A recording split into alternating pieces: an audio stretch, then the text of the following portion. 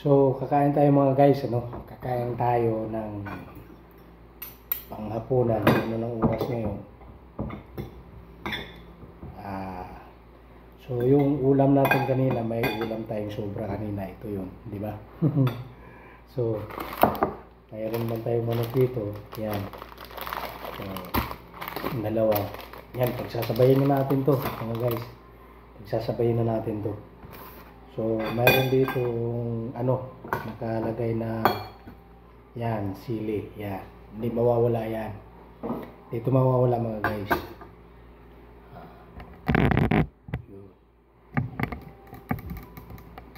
Yan. Teka. Mas natin konti. Yun. Pisito natin. May manok tayo ha.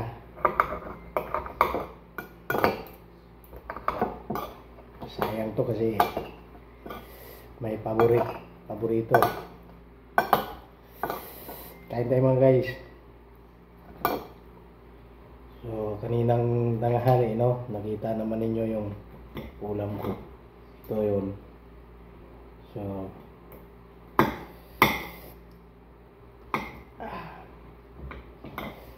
sayang. Pag di ko kain, sayang.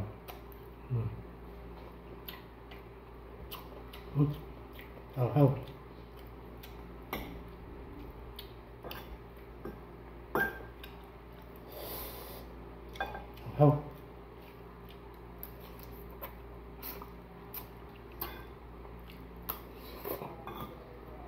Sarap na yung katap.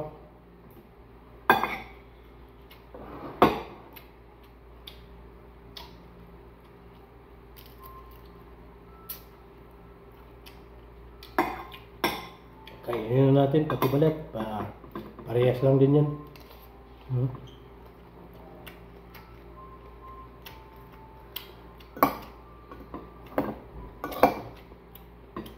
Nasa balat kasi ang sarap eh.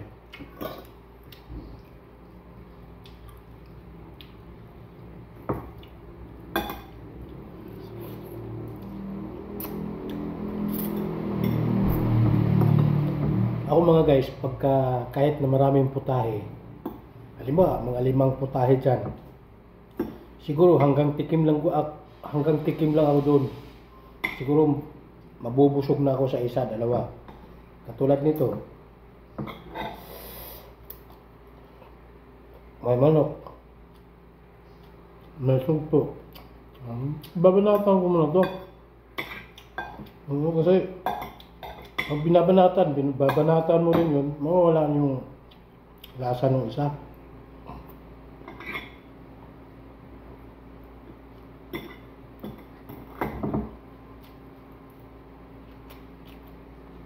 Okay lang kung sabaw.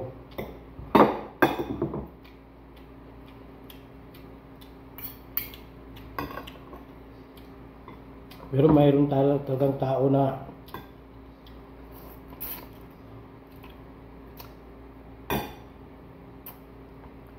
akala mo maubusan ng ano.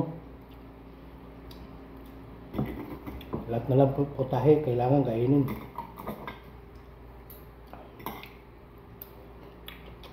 Ako ayaw ko ng ganun.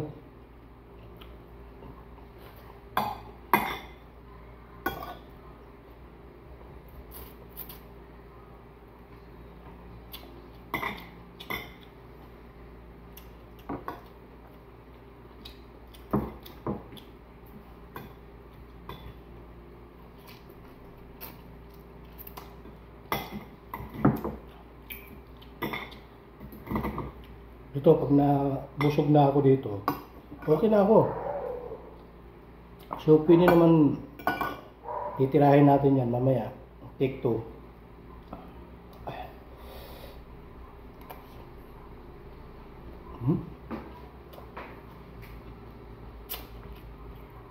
Sarap mga guys.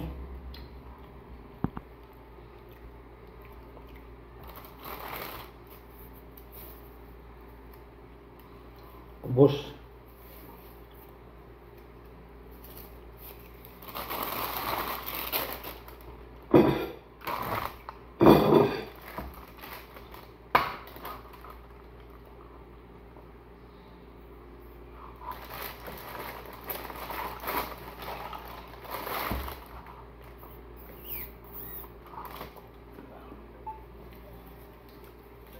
Ah.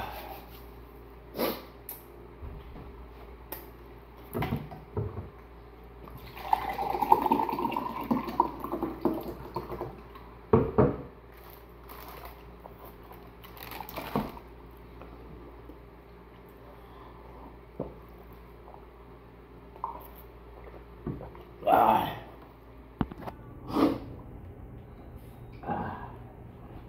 Tapos ng kain mga guys, maghugas tayo.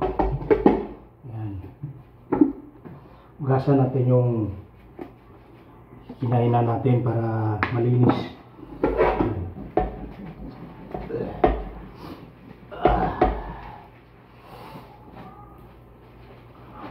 Huwag tayo masyado tawag dito. Huwag tayo masyadong mag-abuso sa mga katulong kung sino man yung kawawa din yan mga yan.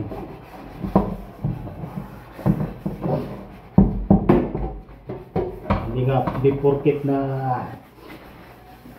may katulong ka, inaasa mo na sa kanya. But ikilos din tayo.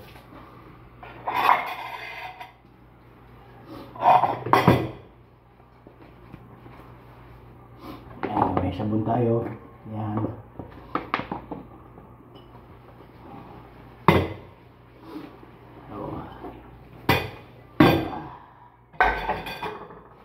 Hugas-hugas. Yan lang gagawin natin eh. Natin pababayaan ay para din sa kalusugan ng lahat yan. Yun.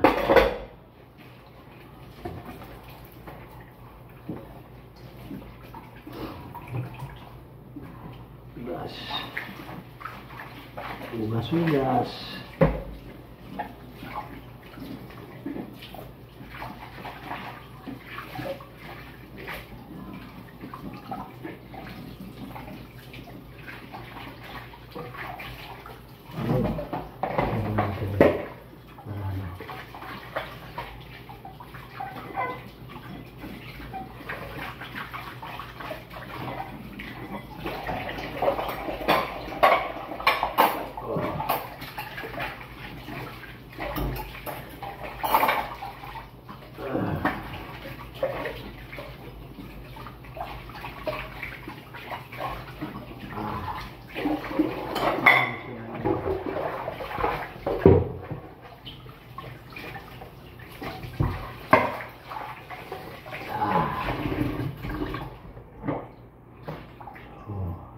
Okay na.